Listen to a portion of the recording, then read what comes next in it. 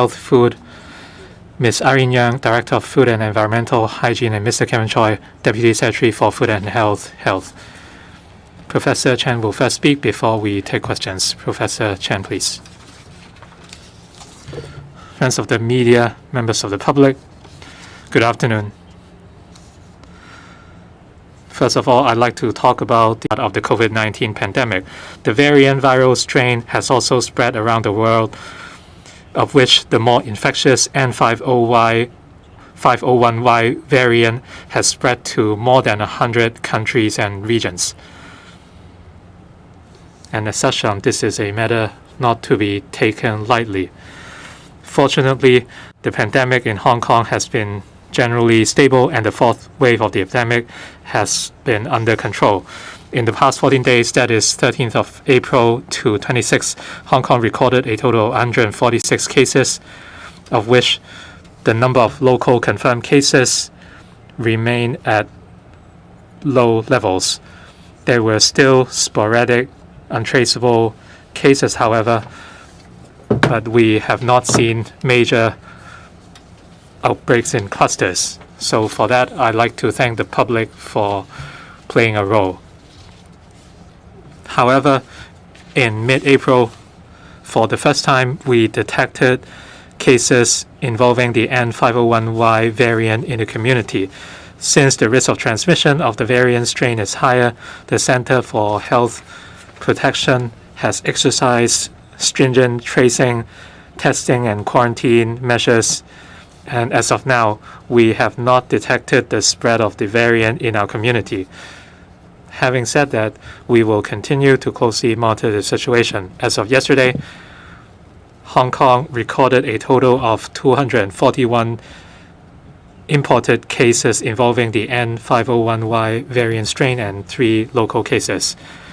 The government has remained vigilant by conducting genome sequencing tests on all preliminary positive samples in those who arrive in Hong Kong in order to monitor the situation involving the variant. As for the 3 local cases involving the variant earlier, the CHP has classified tenants living in the same building as confirmed patients, or those who stayed on the same floor as confirmed patients in the hotel as close contacts, and they have been sent to quarantine centers to receive 21 days of compulsory quarantine to prevent the spread of the viral strain in the community.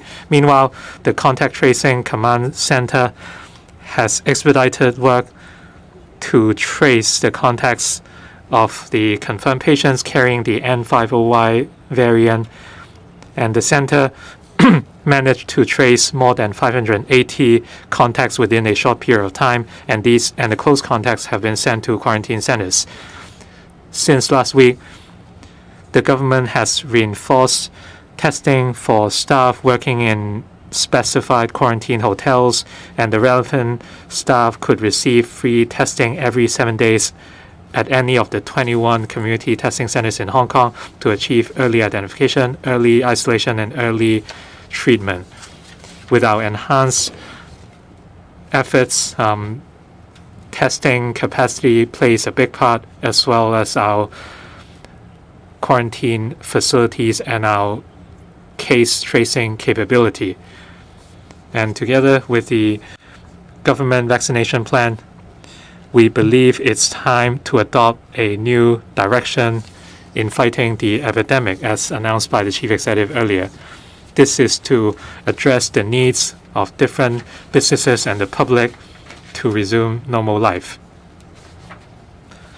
The next round of social distancing measures that will last from April the 29th to May the 12th, they will be relaxed under the basis of the vaccination bubble. The Executive Council this morning has passed the relevant legislative amendments. Before I announce the measures, I want to stress that the vaccination bubble forms the foundation for the adjustments to the social distancing measures, and we have considered the infection risks. And they are also backed by public health considerations. any relaxation has its own risks.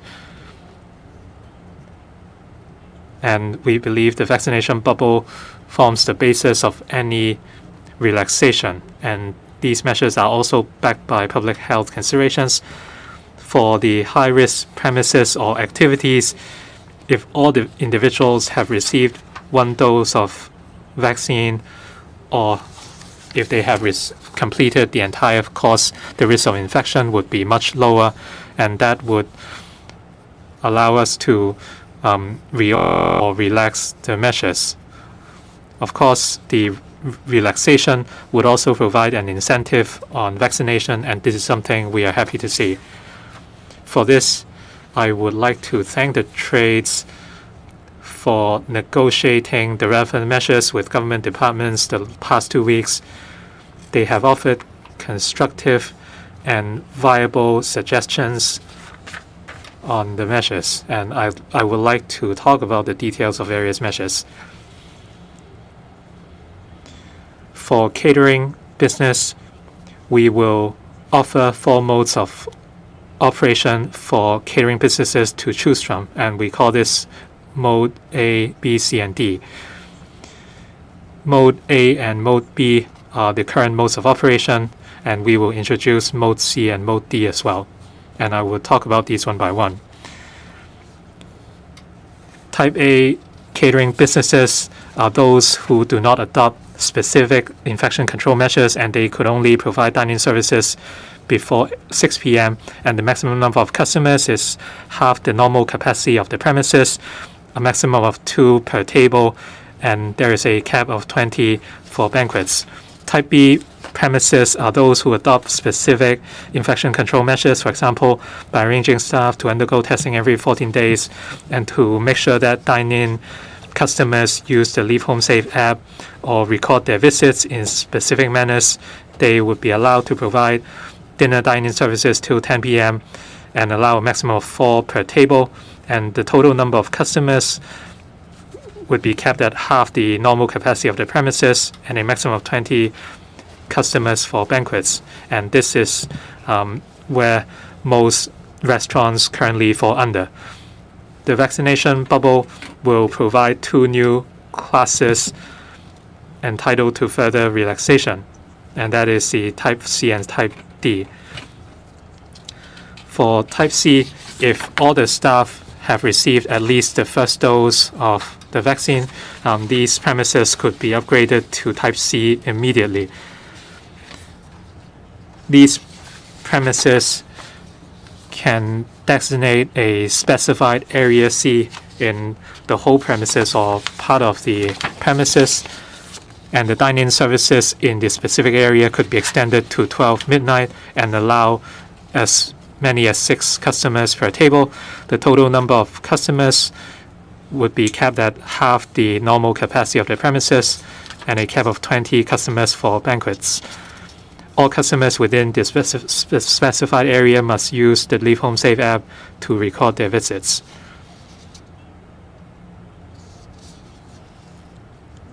For Type D premises, if all staff of the premises have completed the vaccination, that is, they have received 2 doses of the vaccine and 14 days have lapsed, then the premises could be upgraded to Type D.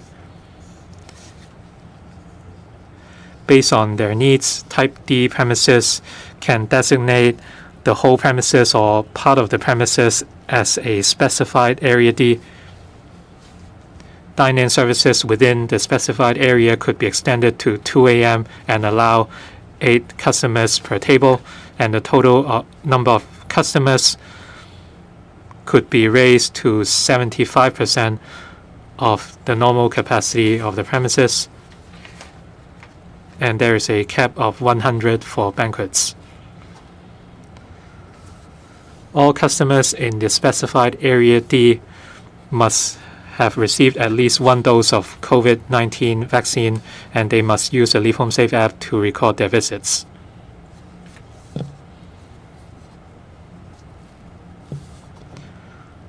Some people might ask, what would happen if some staff members could not be vaccinated due to health grounds. If they could not receive the COVID-19 vaccines due to health grounds, they can fill out a declaration form and provide a medical certificate. Meanwhile, they must provide a combined nasopharyngeal swab every 7 days.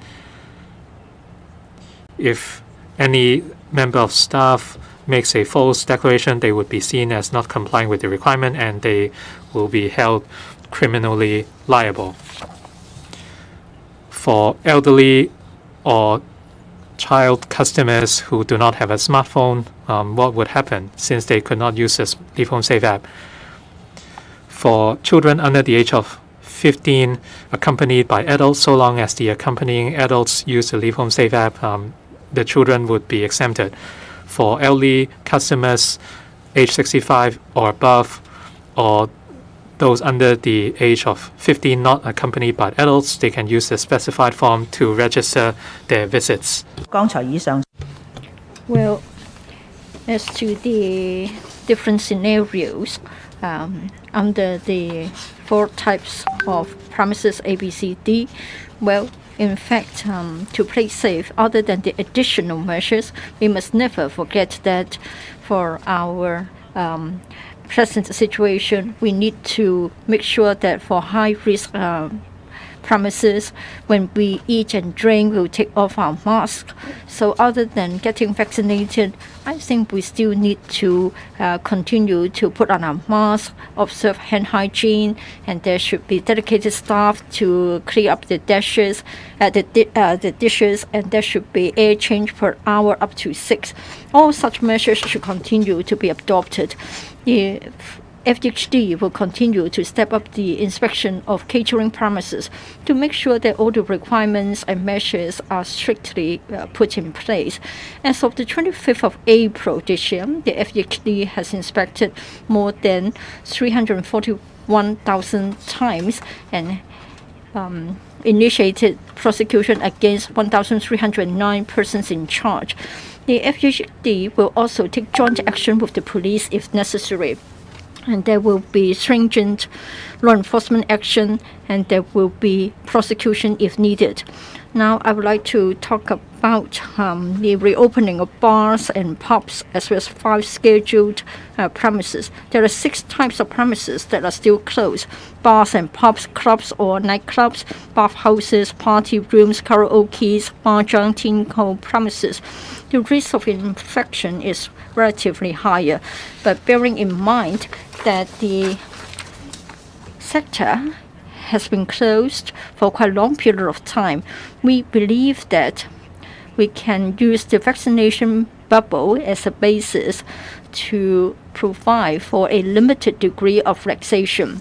Now, for bars and pubs, clubs or nightclubs, bathhouses, party rooms, and karaoke premises, if the premises can make sure that all the staff members and visitors have already taken at least a dose of the vaccine, and all the visitors are using the Leave Home Safe app to record their visit, then they may be reopened for business hours up till 2 a.m. in the morning. As to the number of maximum number of customers allowed, that would be up to half of the normal seating capacity. For bars and pubs, nightclubs or clubs, at most 2 persons at each table. Party rooms and karaoke premises, at most 4 persons per room.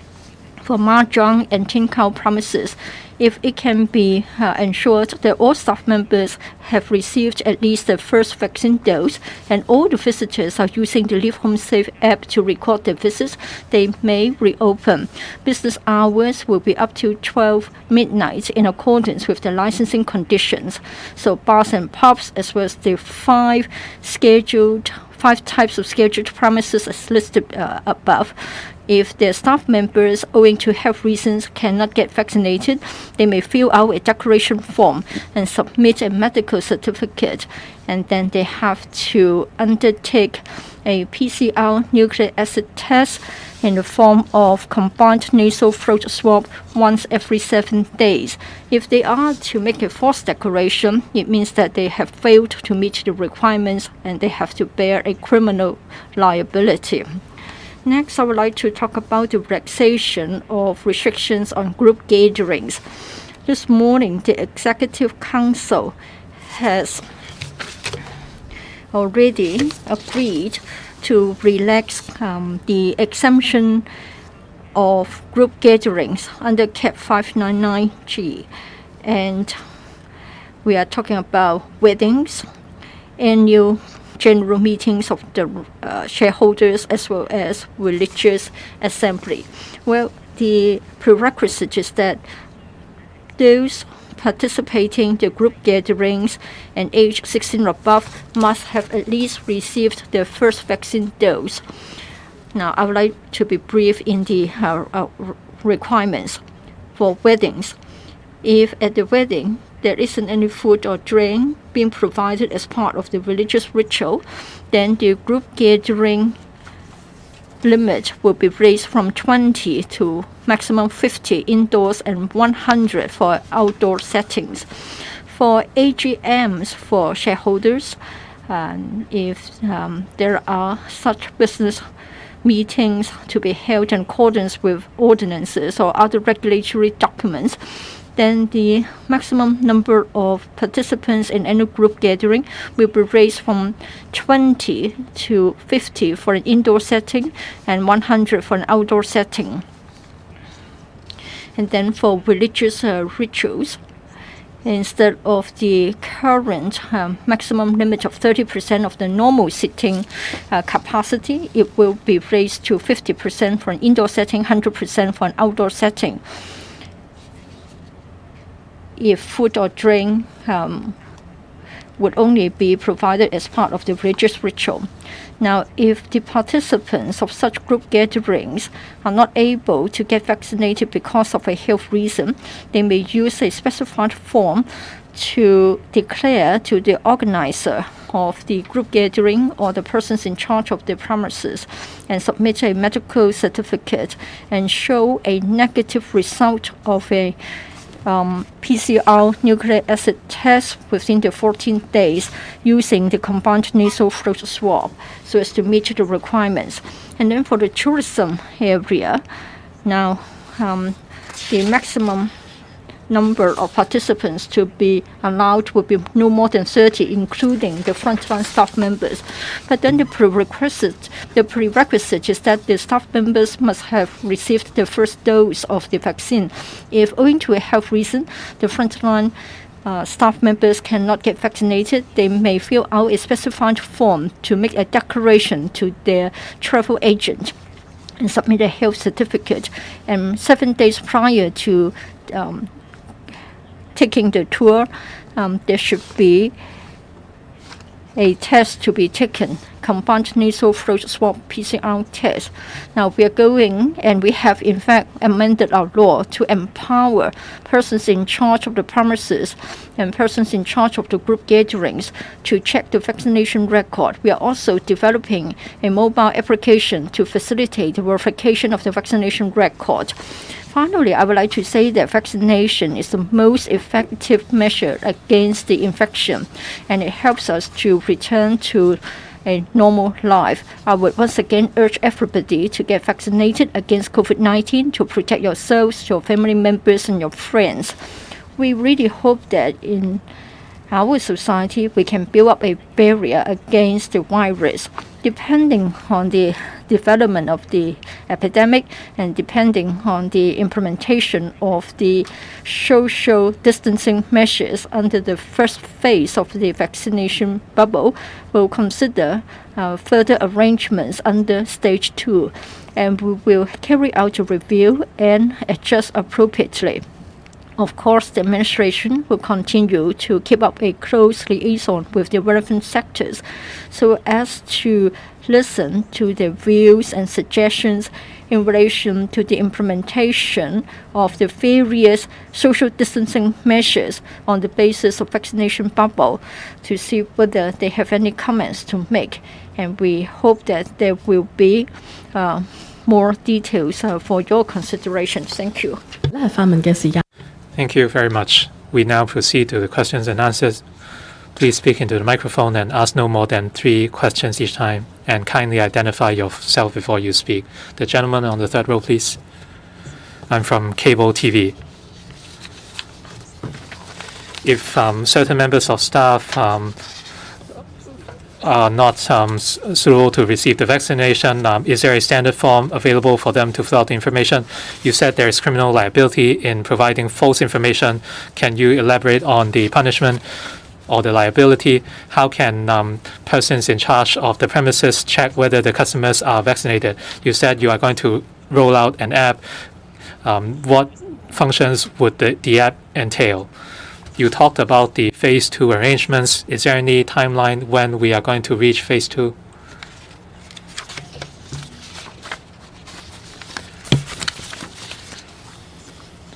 I would talk about the phase 2 arrangements, and I would invite the Permanent Secretary to offer more details. In the coming 14 days, that is starting from the 29th, we will put in place the phase 1 arrangements and implement relaxation measures based on the vaccination bubble. I spoke at length about the different arrangements for different premises.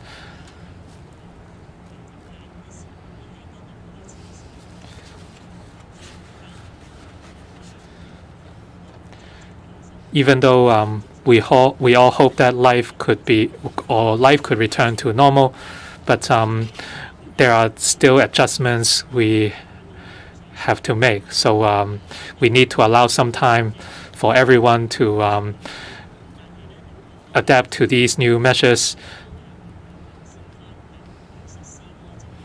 and we will also review the implementation of the measures to see whether there is any confusion or whether there's any room for improvement. We will constantly monitor the situation and maintain communication with the trades. And as such, as of now, there is no specific timeline for the phase 2 arrangements yet. Any phase 2 arrangements would be based on the actual situation as well as the vaccination bubble. In other words, if more people are vaccinated, we could have more relaxation measures. And like I said, any relaxation must be safe and it must be based on a risk-based approach. So we will monitor the implementation progress in phase 1 before deciding when and how we would relax the measures in the next phase. Permanent Secretary, for catering businesses, the relaxation of social distancing measures is based on the vaccination bubble, and as such, staff of catering premises must be vaccinated. Like the Secretary explained, we have Type C and Type D premises. For Type C, maximum 6 per table. They can operate till 12 midnight. Basically, all the staff must have received at least the first dose of a vaccine. For Type D premises, the operating hours can be further extended to 2 a.m. and 8 customers per table. Their staff must have received 2 doses of a vaccine and at least 14 days must have lapsed. For staff who are not fit to be vaccinated due to health grounds, if that is the case, they would be asked to fill out a declaration form, and the government would provide a standard form for that. They must also provide a medical certificate, and the alternative option is that they must be tested every 7 days, and samples would be taken on site. Provision of false or inaccurate information would be associated with criminal liability. And according to some of our current laws, a fixed penalty of $5,000 would be imposed. For customers,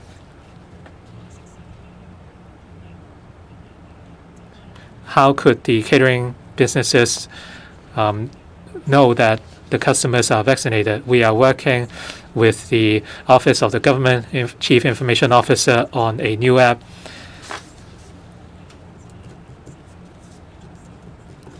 And by the time the new round of relaxation measures are enforced on the 29th, we believe the app would be ready by then for use by restaurants.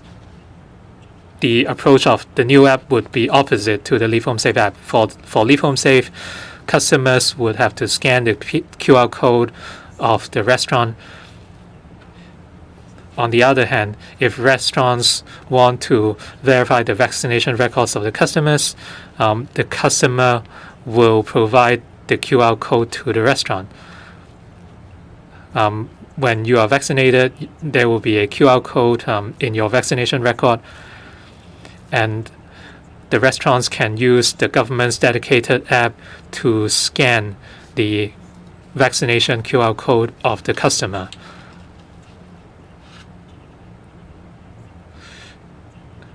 And for those who receive one dose, a certain color will show up. For people who have received 2 doses of vaccine, and after 14 days have lapsed, another color would show up on the interface of the app.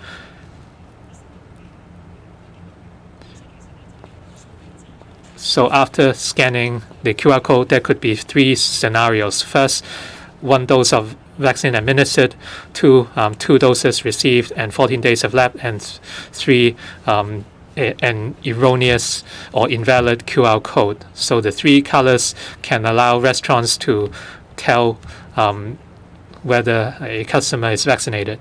Next question, please. The lady in black on the 4th row. I'm from RTHK.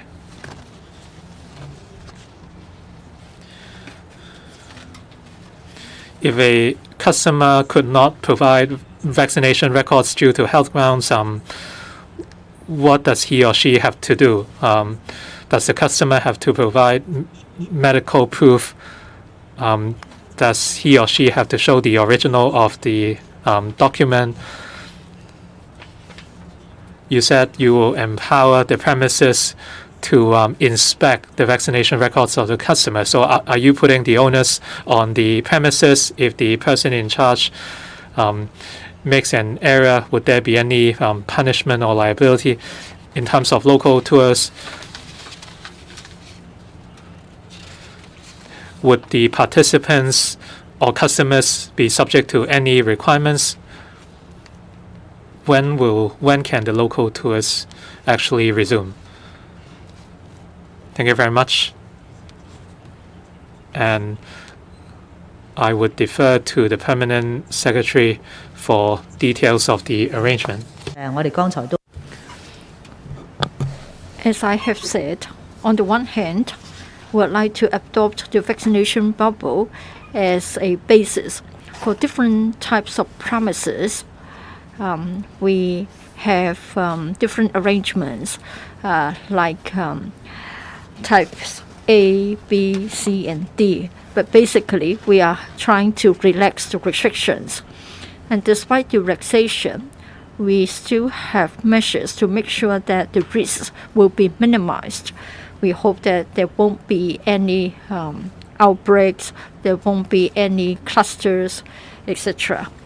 Now, for the vaccination bubble, of course, we are doing it via the vaccination of the staff members, and we also cover the customers as well. For the staff of the premises, if the operators would like to join the bubble and if they would like to enjoy the relaxation, then the staff members have to get vaccinated. If they can't get vaccinated because of health reasons, they have to fill out a form and they have to get a medical certificate from a doctor. Now, for premises with a higher degree of risk, that is for the premises to be reopened, Well, basically, other than the staff members, for whom we have certain requirements, customers visiting such premises will also need vaccination as well, and they need to use the Leave Home Safe app. Of course, the permanent secretary can elaborate on the details. For the local tours, yes, that's the responsibility of the Secretary for Commerce and Economic Development as well as the Tourism Commission. You may want to ask them for the details. But the basic requirement is that staff members must get vaccinated. Again, if they can't get vaccinated, they need to fill out a form and they need to get a doctor's medical certificate. Yes, Ms. Lau, please. Well, regarding the catering premises, would like to have a vaccination bubble. I think in your first question, you focused on the vaccination on the part of staff members. And then you would also like to know about the requirements on the customers. Now, for dining in until 12 midnight for 6 at a table, now they need to have the Leave Home Safe app. Currently, we don't have any vaccination requirements for that type of premises. 6 at a table till 12 midnight using the Leave Home Safe app. So that's what we call the Type C premises. For Type D premises, 8 at a table, business hours until 2 a.m. in the morning. For this type of premises, all staff members must have got their second dose of vaccine and 14 days must have lapsed. And then customers need to use the Leave Home Safe app. For a table of 8 or less, customers must have got at least the first dose. As to how we can tell whether the vaccination is in place, or in fact customers can say that they are not able to get vaccinated and they can have an alternative option. But then that only applies to banquets. Well, other than imposing a maximum limit of 8 on the number of people at a table, for banquets, the maximum number of patrons will be 100. So we have an alternative arrangement. In other words, if we are having a celebration like a wedding and a banquet is to be organized, then our requirement is that the clients, the patrons, would need to have at least the first dose. If there are customers who, for health reasons, are not fit for vaccination, then there is an alternative option. Just like what we ask from the staff members, there is a declaration mechanism. There should be a medical certificate issued by a doctor, and then prior to the banquet, they must have got a negative test result of the PCR test within 3 days. But then that would only apply to Type D premises when a banquet is held. Now, for non-banquet settings, we don't have such a requirement. And then for bars and pubs, clubs, nightclubs, and karaoke's, equally, when they reopen, customers need to have their first vaccine dose, and there are no other alternative arrangements. If the customers have not yet got their first dose, then they cannot be sort of received by the premises.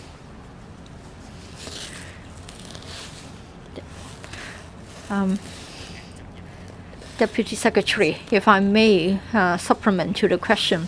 For scheduled premises and catering premises, if a customer fails to meet certain requirements, the customer himself or herself will have to be liable. Say, failure to put on the mask and going across to another table, then this will be an offense under the mask wearing requirement. So he or she will be liable as well.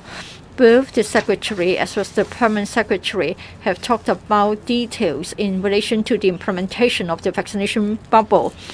We don't just ask the premises to put in place the measures.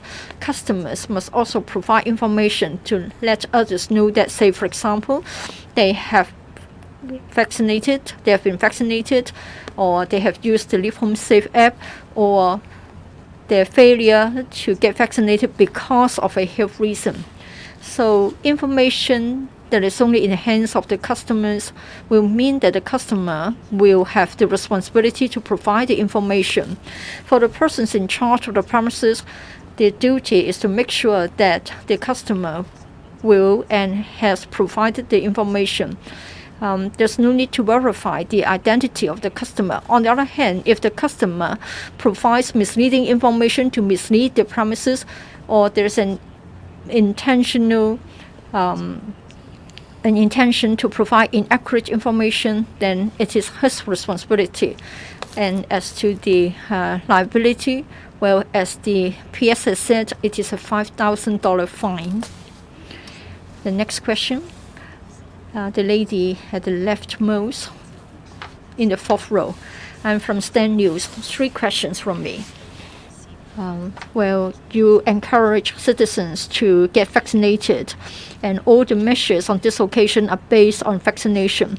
So in future, if vaccination is to be adopted as the base, so does it mean that you need to have the vaccination reaching a particular threshold? Now, for the relaxation measures, you have introduced them at different settings except for group gathering. Now, the customers need to state the reason as to why he can't get vaccinated, and there must be a medical certificate. If a customer merely worries about the side effects and doesn't want to get vaccinated, can he still do so, or does he need a medical certificate? Now, last time, people were quite against vaccination bubbles. But then in overseas countries, it's quite popular. So is it because of the poor explanation carried out by the administration, and the C has also threatened us with consequences of not getting vaccinated? Well, we are having relaxation to different extents, like reopening certain premises or further relaxations for premises that are currently open. And then for activities which are currently subject to a maximum number of participants, again, we are providing relaxation. But please note that we are relaxing the restrictions based on a number of conditions. First, the infection has sort of become stable. And as far as the 4th wave is concerned, I think we can say that it is under control. But then globally, it is still serious. And we need to guard against importation of the virus. So we want to have relaxation, but it has to be progressive and orderly. In terms of vaccination, all around the world, there is a very high demand for vaccines since the epidemic has remained severe. In terms of our stockpile of vaccines and its supply, Hong Kong currently has an abundant supply, and the public could receive vaccines free of charge, and they also have a choice. Vaccines are a very important part to pandemic control, and as such, we are using the vaccination bubble as the foundation for fighting the epidemic, and this is also crucial to any relaxation measures. If more people in the community get vaccinated and that we have a higher take-up rate, we can build a stronger protection barrier. And this would certainly create favorable conditions to relax various measures. So by if everyone contributes a little, collectively, our society could return to normal in a swift manner. So this is the overall situation.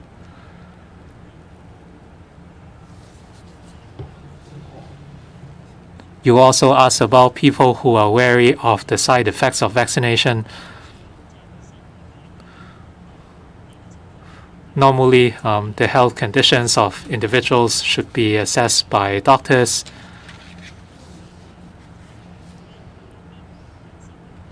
Of course, some people might have chronic illnesses, but we reiterate that so long as your conditions are stable, even if you have chronic illnesses, it doesn't mean that you are not fit for vaccination. All around the world, vaccines are a way to protect yourself.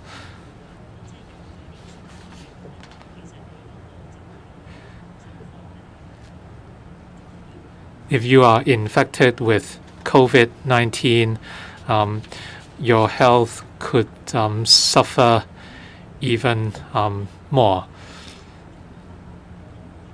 And as such, it is important to protect yourself. If you are unsure about your own conditions or that you are wary of side effects,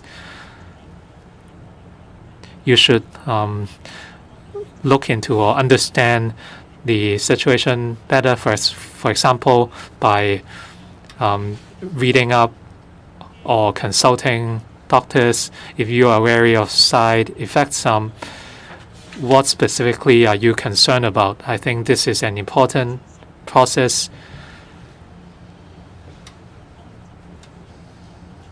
The vaccines provided by the government are safe, effective, and of high quality.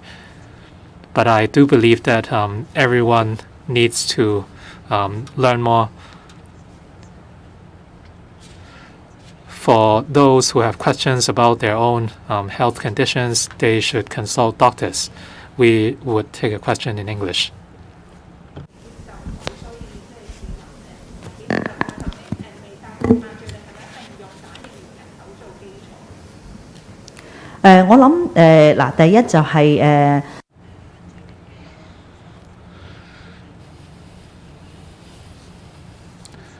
Any relaxation of the gathering prohibition order hinges upon different factors, and like I said, we cannot relax too many measures at one time, so we are doing it in a gradual manner.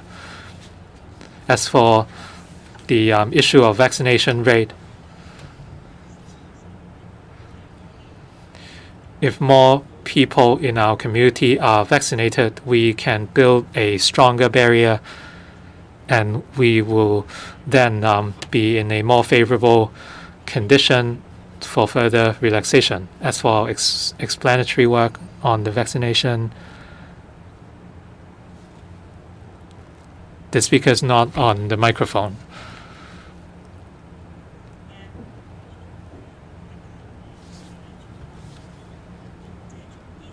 From a scientific or healthcare point of view,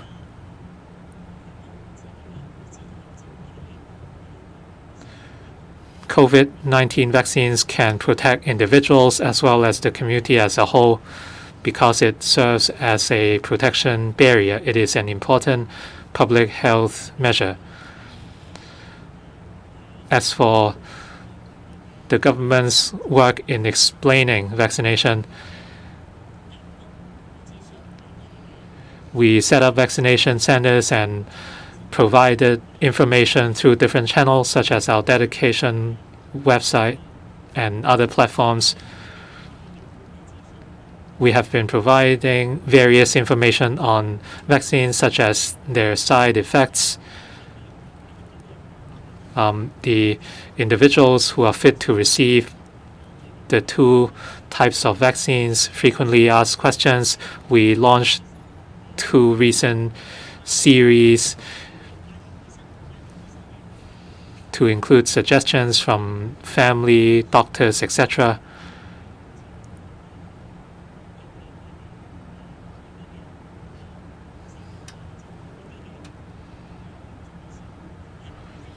as to whether there is a causal relationship between vaccines and mortalities or serious complications. We have been doing our best to provide relevant information, and we hope that everyone would embrace vaccination.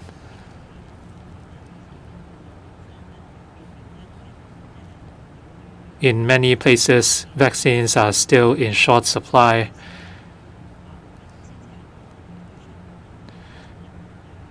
And many places are still only making vaccines available to different clusters in a gradual manner, whereas in Hong Kong, for those above the age of 16, everyone can receive vaccination.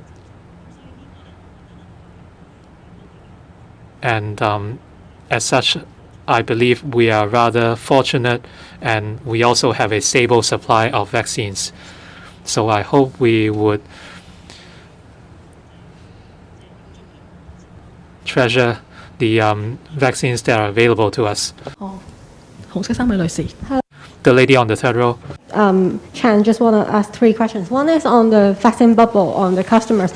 We know that the government is kind of like if they don't get vaccinated, they can't enter bars or other businesses. So why did the government choose to use this one-off approach rather than provide some flexibility? Has the government considered that this measure will actually kill businesses? Will it consider to, for example, allow customers to show their medical proof like the workers so that they can enter this premises as well? And the second part of my question is, we know that some workers are still reluctant of getting vaccinated out of personal preference, but the vaccination figures actually tie to their job security as well. So to safeguard the job security, will you consider that, like, for example, allowing these workers to work in the designated zone for operation mode A or B, or allow them to work after the customers are gone so that they can still work in their companies? And the third question is related to the public gathering ban. So follow up on the previous reporter's question, what are the conditions for you to relax this ban? And do you have any timeline on that? Will it be included in the second phase of the vaccine bubble initiative? And is it rather linked to political reasons? For example, the Labor Day, there might be some protests, or June 4th, there may be some protests. Is it kind of related on that? Thank you. Okay, thank you very much for your 3 questions. First of all, I'll answer your last question first. Regarding public gathering, as I have earlier, told everyone that the relaxation that we are talking about, we must be a safe relaxation, so that while on the one hand we can relax and make everybody's life resume to its normality as far as possible. But on the other hand, we also have the responsibility to protect the health of our public. So therefore, any relaxation would have to be gradual and also progressive. At the same time, we're also monitoring the situation. And now that because we have enough or adequate vaccination provided for the people in Hong Kong, so therefore this vaccine bubble is important, is a very important public health measure, so that on the one hand we can have a safe relaxation, but on the other hand we can also mitigate the risk associated with the relaxation. As far as the condition of further relaxation, you mentioned about the second stage or something along that line. I think there are a few factors. First of all, is really our epidemic situation or our epidemic control in Hong Kong. So obviously, globally, the situation is still severe, the pandemic. But in Hong Kong, I think we are relatively stable. The 4th wave is more or less under control, and therefore we are in a better position to gradually or progressively to relax our current measures. Second, I think, is the implementation of these relaxation, is the effectiveness of the implementation. I mean, if while we are trying to have all these different relaxation, If everybody violates the situation and the rules that we have set, and if suddenly we have outbreak, and if the risk increase, then obviously, this would not be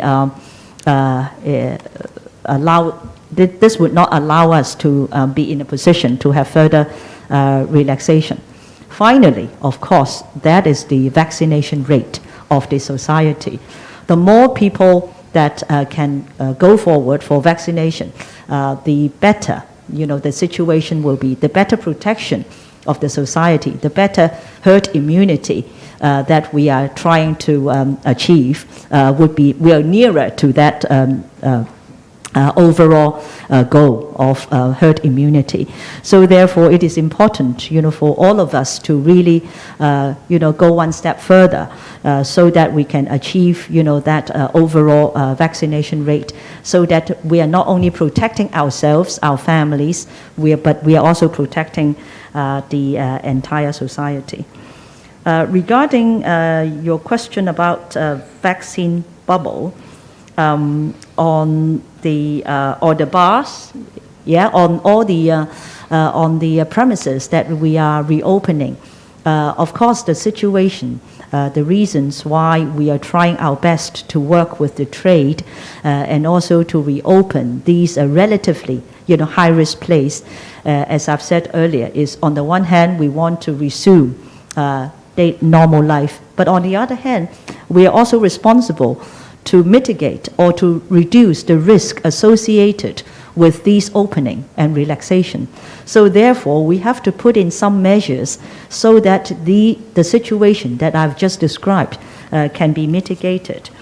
So therefore, while we try our best to allow flexibility in some situations, but in other situations, I'm sure people would understand that the relaxation would have to be safe overall. Regarding the workers, the job security of the workers, I think we are very, very concerned.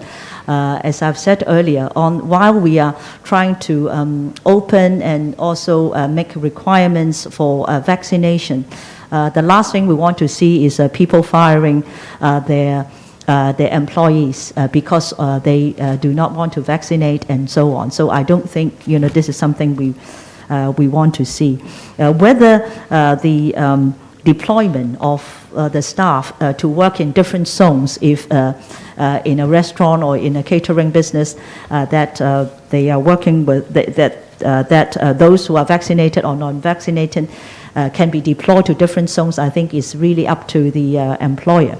But perhaps I can also invite the Permanent Secretary Vivian Lau to give you more information, because she has, together with the Food and Environmental Hygiene Department, have been working very, very closely with the different trade, and they have had a number of meetings to discuss these details. Vivian? Yes, I think the most important thing is why we are requiring staff of catering business, bars, karaoke establishments, or nightclubs to get vaccinated. The most important consideration is to protect themselves and to protect, others, working or living with them. I think this is most important. And of course, I think the industry as a whole, they does realize this is the ultimate objective. It would do them, it would be in their best interest if there are more people getting vaccinated. By more people, I mean the staff and the patrons, because in the past year or so, the catering industry and the bar sector actually they are most hard hit by the epidemic.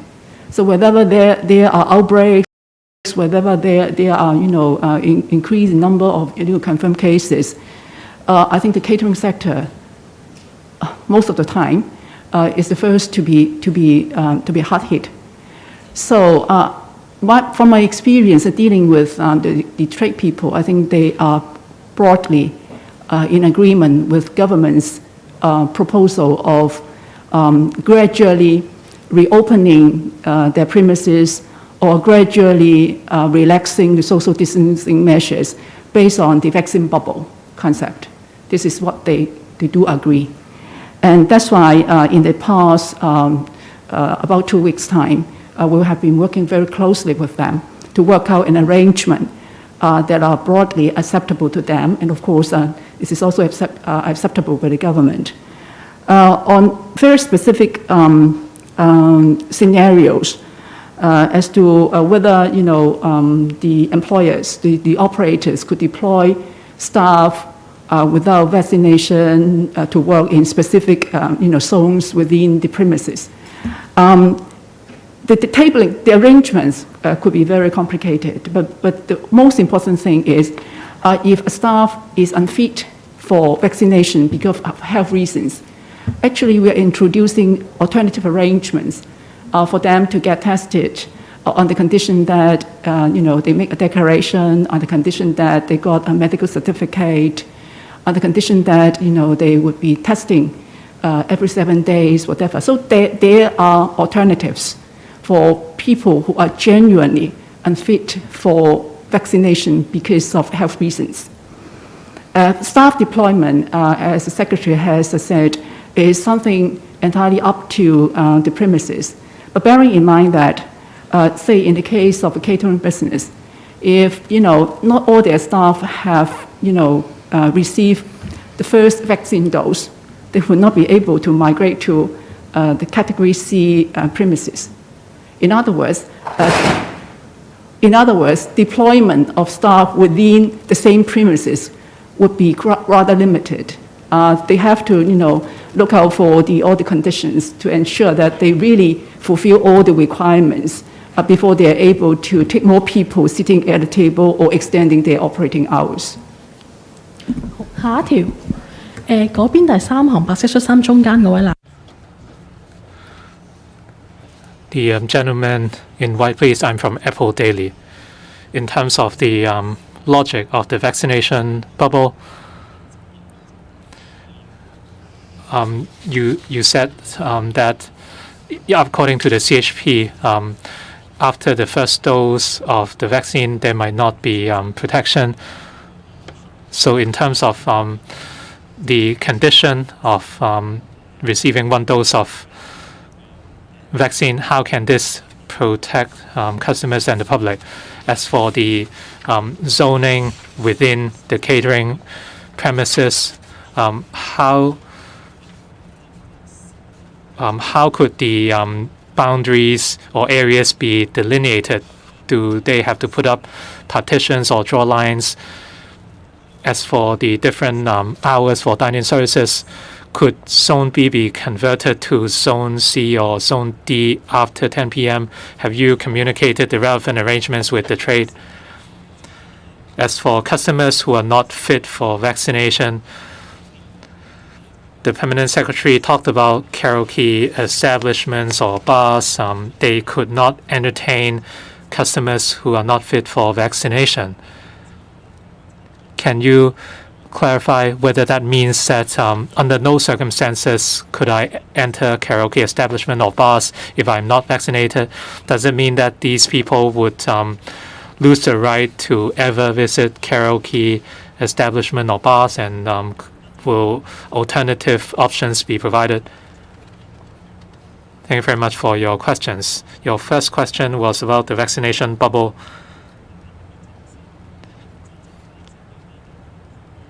We allow certain relaxation for those who have received the first dose of the vaccine. The reason is that the public and trades are looking forward to some kind of relaxation in order to for life to return to normal. Of course, maximum protection could be provided after 2 doses of the vaccine are administered and 14 days have lapsed. For staff of catering premises, normally after they receive the first dose, they would also receive the second dose sometime later, and the level of protection would be improved.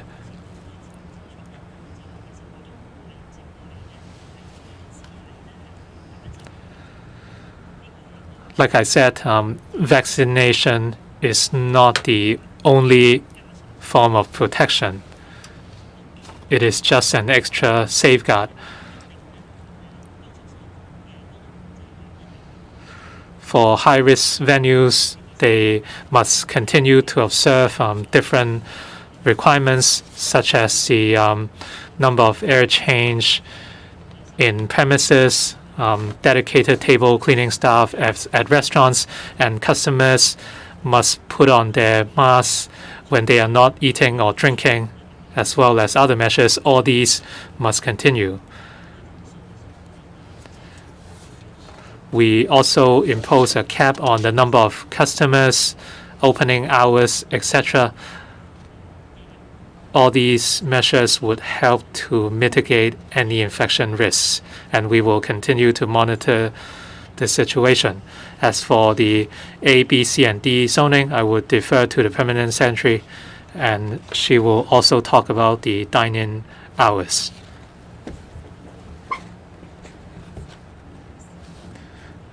In terms of the dine-in hours and the number of customers allowed at each table, let me give you an example. Currently, most restaurants observe 4 customers per table and they operate till 12 midnight. A relaxation would bring it to 6 per table, and restaurants can operate till 12 midnight. In order to achieve this, the customers and staff must satisfy certain conditions. For staff, for restaurants to entertain 6 customers per table, all staff must have received the first dose of the vaccine. And for customers, no vaccination requirement is in place as of now. They just have to scan the QR code in the Leave Home Safe app. In other words, all restaurant staff must have received at least 1 dose of a vaccine. And if that is met, designated zones could be created.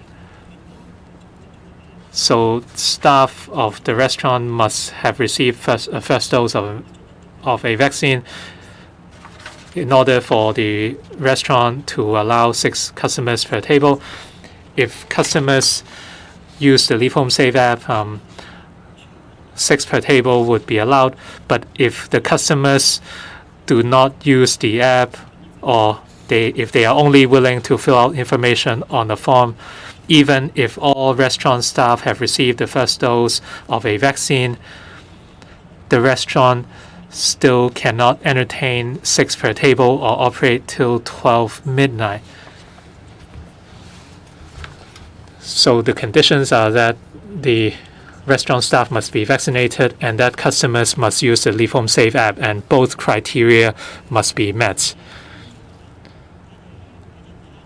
If the restaurant staff fulfill the criterion,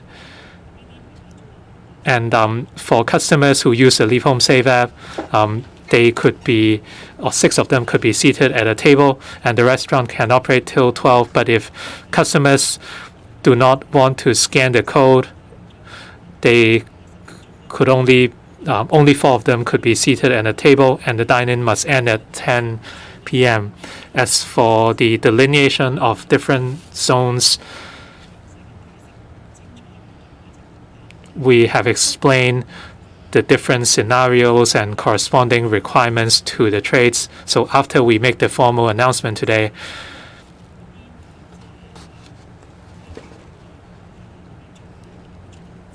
we will issue guidelines on the delineation of zones within the premises. So we will compile a table illustrating the cap on the number of customers and the operating hours, and the FHD will carry out enforcement.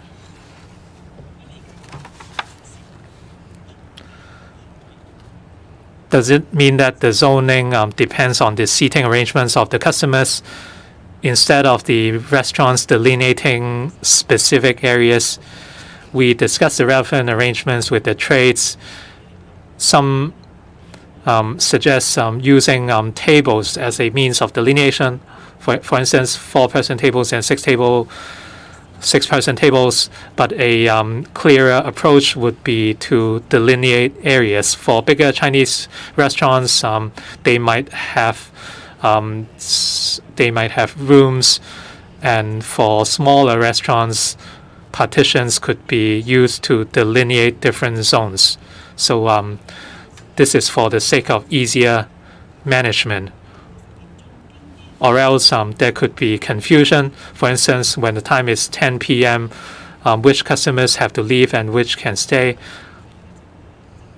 So I believe delineating physical zones would be a better approach.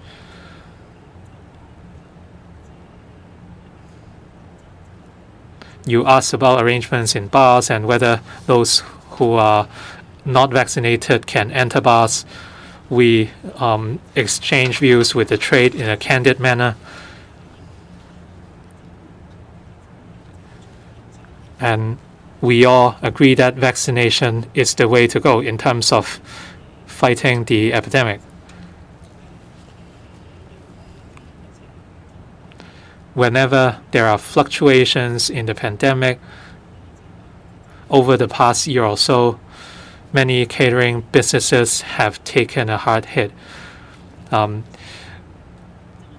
For eating and drinking, the customers must remove their masks, and there is a certain risk associated with it. And I believe the catering business understands very well that it is very important to step out of the pandemic, or else they would be among the parties most affected. So in this regard, even though the bar trade realizes that there could be restrictions on people who could visit bars, but they agree that in the initial phase of reopening, they would accept the criterion that customers must have received at least the first dose of a vaccine. I have a follow-up question. As for the proof required of customers for vaccination, do they simply have to show the vaccination proof to the bar? What if I produce the vaccination paperwork of another person? Would I breach the law in this regard? So in terms of enforcement, we must be fair. We do not authorize bars or restaurants to ask their customers to show their identity document, but I urge people against doing this because this would not help in fighting the epidemic. However, if the restaurant knows that the vaccination record doesn't belong to the customer, for instance, if a person decides to share his or her vaccination record with other people, they should be denied entry. In that case, the restaurant has not fulfilled their duty in enforcing the requirement.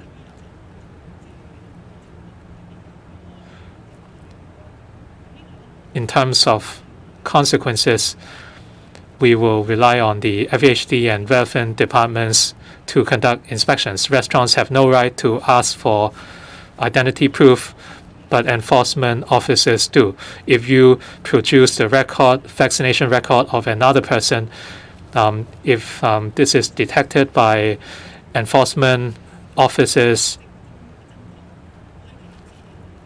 and if you provide false or inaccurate information, according to the current legislation, we could impose a fixed penalty notice of $5,000. And I urge people not to breach the law, and we will certainly reinforce our enforcement work. I would like to add to the answer to the last question asked by the reporter. Now, currently, there are premises which have a relatively higher level of risk. You may find it a bit inconvenient because the requirement is for customers to get vaccinated first. But then this is a matter of each of us taking a step forward. We would like to reopen the premises, but we would like to safeguard the health of the public. We have to make sure that it is safe. But then will this last forever? Will it be changed? Of course, the permanent secretary has said that this is good for the current stage. This is going to pose some inconvenience. We hope that this can be as short as possible. As to when we can reverse the trend and when we can be having a normal life again, I think it depends on the rate of vaccination as a whole.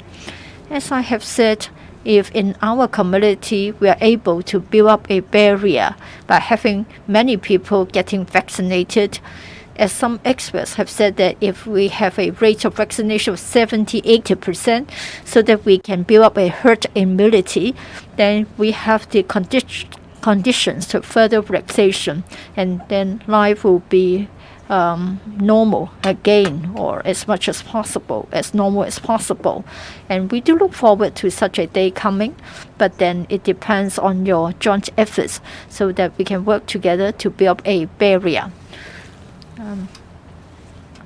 The lady in the beige jacket in the third row, the last question. Just two follow-up questions. So you said that the app verifying the vaccination record of customers would not be able to tell whether the QR code has been used repeatedly. Would you say that is an obvious loophole, and is there any plan to rectify this? Because as you said, you've urged people not to abuse the app, so you may expect things like this from happening. So secondly, about the condition that you said that people have to get vaccinated if they want to go into bars or other premises. You said that is for the public health, but would you say that is a little bit unfair for those who are not able to get vaccinated? And also you said that this condition may not last for a long period of time, given that is if there is a higher inoculation rate. So why would you say that is an objective? Because if they have to get vaccinated before going into these areas, and they are not able to do that, how can we drive this inoculation rate up? Would the government consider relaxing this requirement, considering the current epidemic situation, instead of considering the inoculation rate? Thank you. Okay, perhaps I'll first invite Permanent Secretary Vivian to give you details about the verification of a customer's QR code and so on. On verification of the vaccination record, we'll do it by way of allowing the operator, the catering operator or the bar operator, to download an app to do the scanning for the customers. So what the customers will have to do is to present the QR code of their vaccination record. And then for the operator, they just use the mobile device to do the scanning. So there could be three scenarios. One is the customer has received the first vaccine dose. The second scenario is, the customer has already got 2 doses of vaccination, and then it has passed 40 days after the second dose. The third scenario would be that, for one reason or another, the QR code is not valid.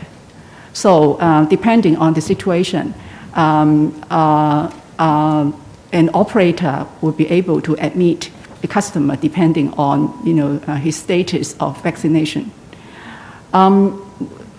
Of course, we have to, when we devise the apps, we have to balance, different considerations. One is, of course, speed. We want the whole thing to be done within a very brief period of time because operators naturally do not want long queues, outside their premises. Waiting for admission because they have to go through this sort of scanning of the vaccination record. We do not want that. So speed is very important. Easy identification is a very important consideration. So without having to look at very detailed words or whatever on the screen, the operators will be able to tell from the color of the background color of the screen the status of the customer's vaccination record. So that's very important. And protection of the personal data privacy is another very important consideration. And that's why on the screen after scanning, basically no personal information will be shown on the screen. So, and because of this, just now, there are suggestions that if I use, not my own, I do not have, a vaccination record. What if I use others' vaccination record? Would the operators be able to tell? Well, normally, the operator may or may not be able to tell, depending on whether they are, they know what is happening. But the important thing is, other than the operators, we got, colleagues in FEHD as well as other enforcement agencies to go into the premises to do enforcement. And operators are not empowered to obtain the ID card, to call for the ID card, to do identity verification. But enforcement officers, they are empowered to do so. So by checking the ID, by checking the vaccination record on a separate apps, on our mobile, on the enforcement officer's mobile device, they will be able to tell whether that vaccination records belong to you. So there's a way that we can do enforcement. And so I just now, I said that don't ever try that because we will be able to identify those people who knowingly use false or misleading information. So that's how we are going to do the enforcement. Okay, regarding your question about the requiring people who are vaccinated in order to go into certain premises, I want to reinstate, the situation that we are in now. If you recall, our new direction in epidemic control or pandemic control or in fighting the pandemic. First of all, everybody wants to return to normality. I think both the trade and, our general public, we all want to return to normality. How can we do that if, the situation is not stable, although, our local situation or epidemic situation is kind of under control. But at the same time, we are under the threat of the entire world, the new variants, the entire pandemic that is around us.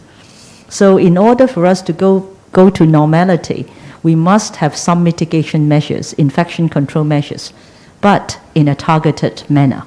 And so therefore, while we have vaccine, we have enough vaccine in Hong Kong, we have good supply, we have safe, efficacious, and also quality vaccine. I think vaccine bubble, is something that that we have used for the way forward, and also as the basis for a safe relaxation. Because of this, our relaxation that we have just announced is a safe relaxation, but at the same time, it is also progressive and also gradual. So we can't, do it, once and for all. And vaccination can provide protection, or I can say an additional protection to oneself, to people's friends, family, as well as the general public, in addition to all the infection control measures that we are employing, ourselves and also in the environment. So therefore, the vaccine bubble concept is that within the bubble, it is protected. Everybody is vaccinated, and therefore, they are protected. And that's how it comes to the safe relaxation that we are talking about. So therefore, at this stage, that yes, I understand there may pose some convenience, to people, that people would have to be, everybody would have to be vaccinated, in a vaccine bubble. But if there are enough people in Hong Kong that is being vaccinated, if we can achieve a herd immunity, if we can build our protection amongst, everybody, then the bubble will grow bigger and bigger. And in that sense, then we can have more relaxation. And perhaps, at that point in time, that all these convenience would be inconveniences, I should say, would be gone, and then we would really, go back to normality. So the important thing is, for those of us who can take vaccine, I think by all means, please, get vaccinated and protect yourself as well as protect the community. Thank you. 今日記者會結束，多謝各位。 This is the end of the press conference. Thank you.